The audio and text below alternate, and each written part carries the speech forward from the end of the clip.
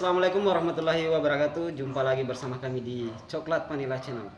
Di konten kita kali ini bakal mengeksplor salah satu museum yang ada di Kota Bone. Yang mana museum ini bernama Museum Lapawawoi Karyang Segeri. Dan sekarang saya sudah berada di lokasi. Nanti kita bakal mengeksplor buat sahabat-sahabat semuanya. Jadi terus ikuti perjalanan kita hari ini. Seperti apa keseruannya?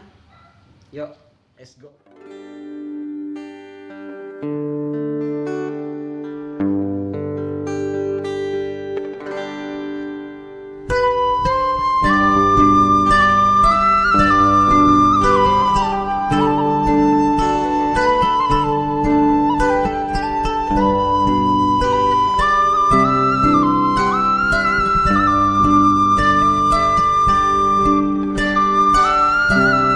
Sahabat semuanya, sekarang kita sudah berada di dalam Museum Lapawawoi Karyang Segeri.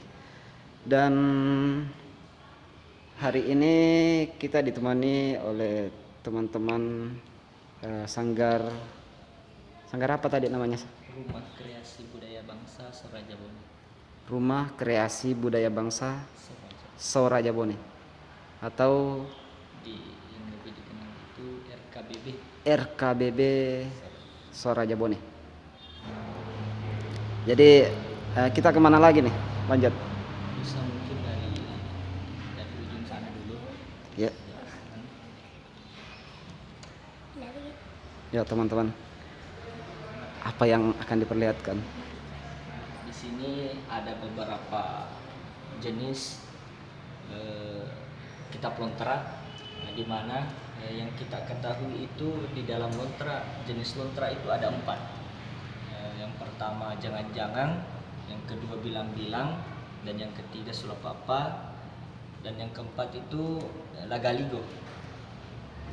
Tapi yang kita kenal sekarang itu yang sering kita pakai yaitu lontera sulapapa. Apa yang membedakan dari beberapa lontera ini? Di antara 4 lontera ini yang membedakan jenis-jenis lontera ini yaitu dari segi penulisannya, dari segi hurufnya. Oh begitu ya.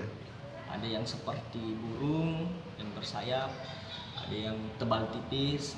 Yang kita pakai itu yang tebal tipis, yang dikatakan sulapapa. Sulapapa ya. Oh jadi yang membedakannya itu jenis penulisan. Jenis penulisan Daripada huruf-hurufnya. Seperti itu sahabat. Jadi ini di sini banyak jenis-jenis lontera sahabat. Ya.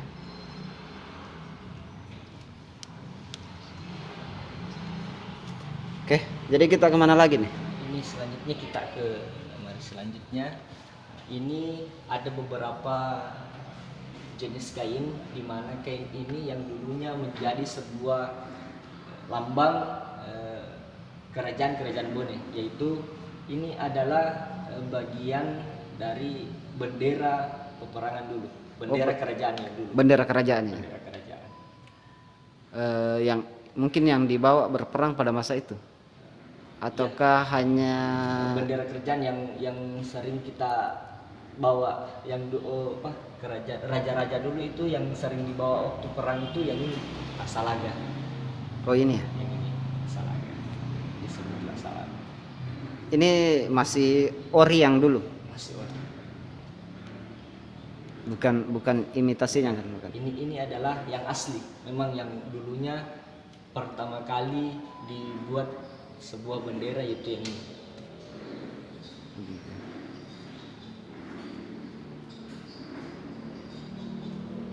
Jadi kita kemana lagi nih? Oh jadi ini foto para pejuang dulu ya? Pejuang dulu. Di masa kerajaan. Ini selanjutnya kita ke silsilah.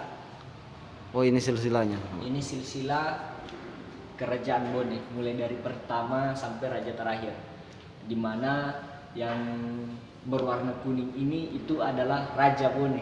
Nah, yang sedangkan warna hijau itu adalah tokoh agama. Oh, jadi yang warna kuning menandakan bahwa ini raja, dan yang warna hijau tokoh agama, sahabat. Tokoh agama. Oh, iya. Wah, cukup banyak ya, sahabat.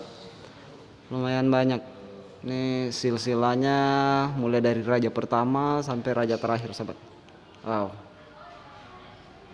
Tingginya sekitar 2,5 meter ya. Terus yang mana lagi? Kita ke sini, ke raja, ke lemari selanjutnya. Nah, ini adalah beberapa peninggalan Raja Bone kedua. Kaum Mesak Peta Pandai Besi, Panguli Pandai. Di mana Raja Bone kedua ini yang pertama kali membuat kerajinan Dari besi. dari besi. Oh iya. Dari besi. Oke, sahabat. Jadi seperti di konten kita sebelumnya membahas tentang sejarah Laumasak Peta Pandai Besi Raja Bone kedua. Jadi peralatannya ada di sini, sahabat. Peninggalannya ada di sini. Jadi ini semua ya. Ini semua. Kerajinan beliau. Jadi orang yang pertama membuat kerajinan atau peralatan perang dari besi. Makanya digelar Peta Pandai Besi.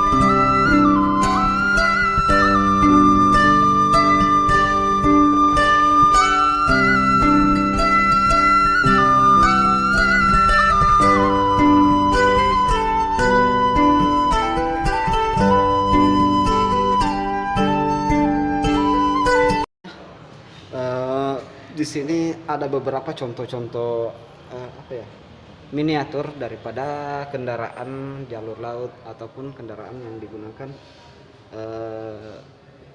nelayan pada masa itu. Ya, di sini ada perahu, jenis-jenis perahu. Mulai dari perahu pinisi berfungsi sebagai alat transportasi, dan perahu lambo. Ini yang kedua, perahu lambo, sahabat. Perahu lambo ini berfungsi sebagai alat yang digunakan, alat transportasi yang digunakan menangkap ikan. Dan di sini ada yang ketiga, perahu lambo palari. Perahu lambo palari ini berfungsi sebagai alat penangkap ikan juga, sahabat.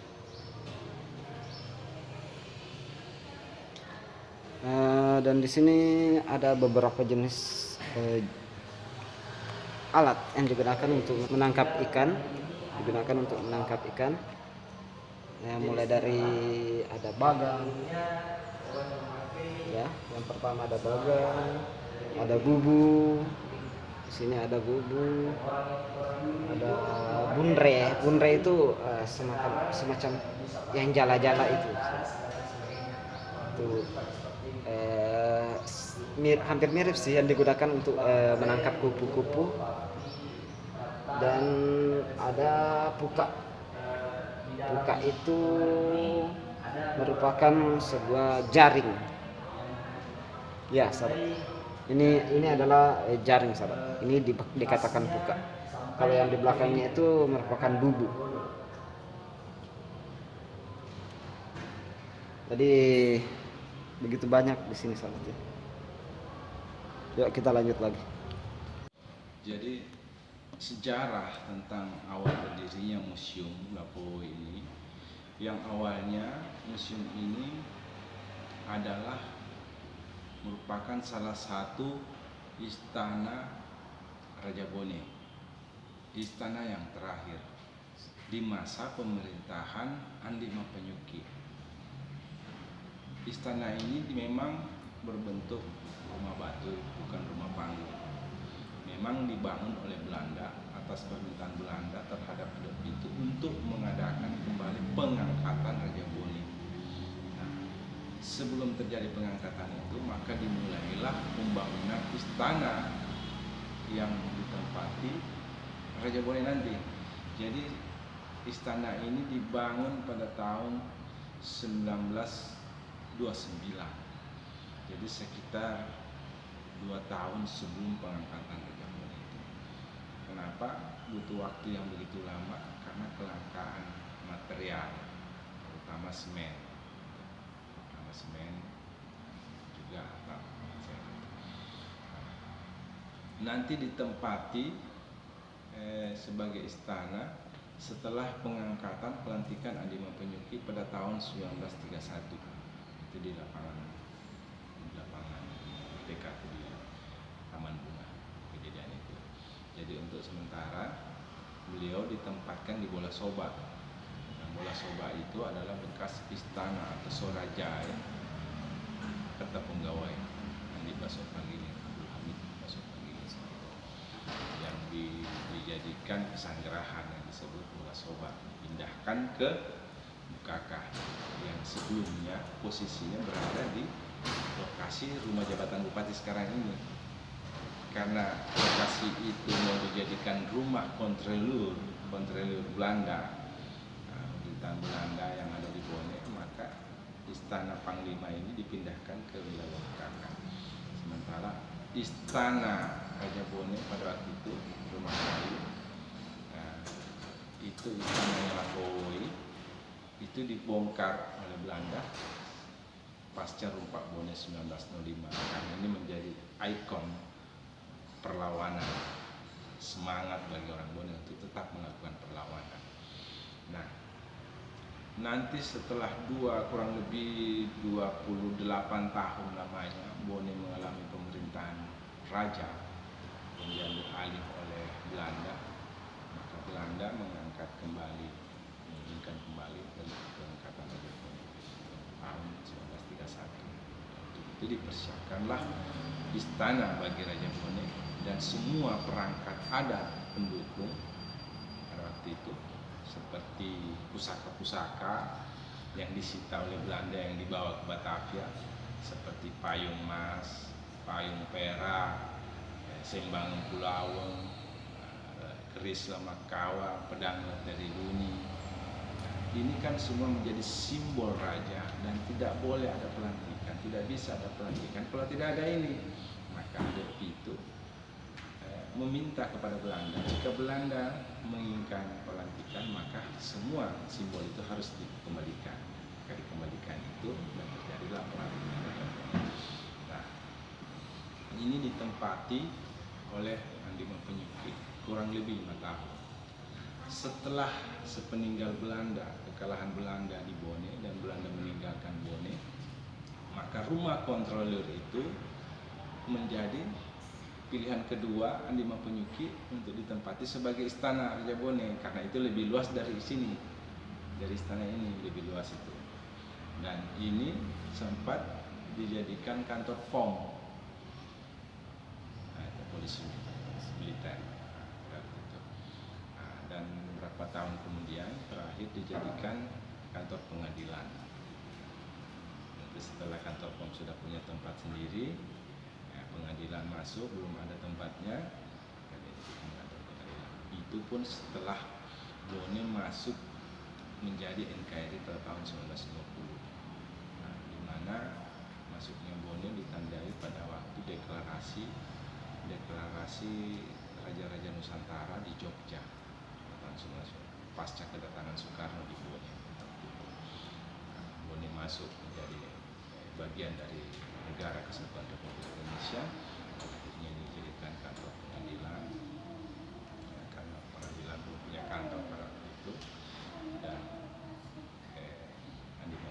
sudah tidak menjadi raja lagi, statusnya menjadi bupati. Dan selanjutnya setelah kantor pengadilan sudah mendapatkan tempat, ini dia difungsikan menjadi museum istana Raja Bone. Nah, yang unik sekarang yang banyak pertanyakan, kenapa museum itu dinamakan Museum Lapawoi? Kenapa bukan Museum Anima Penyuki? Padahal itu istananya Anima Penyuki. Nah, karena mengingat perjuangan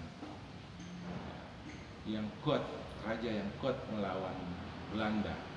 Awal mula-mula Belanda masuk invasi ke Bone itu pada masa pemerintahan Lapawoi, di mana Raja Bone Lapawoi lah yang melawan keinginan Belanda pada waktu itu. Dan terjadilah Rumpak Bone kedua, di mana hancurnya Bone dan masuknya Belanda. Dan beliau Lapawoi adalah salah satu Raja Bone yang pertama diangkat menjadi pahlawan nasional dan dimakamkan di Kalibata. Nah, ini menjadi sebuah kebanggaan orang Bone. Kita punya Raja Bone ini jadi pahlawan nasional dan makamnya ada di Jakarta di Kalibata. Orang bertanya, kenapa ada di Kalibata?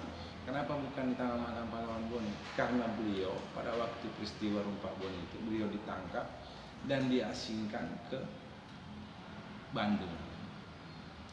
Setelah wafat, beliau dimakamkan di Kalibata, yang akan menjadi pahlawan nasional. Nah, itu. Nah, inilah menjadi kebanggaan kenapa Lapawoi.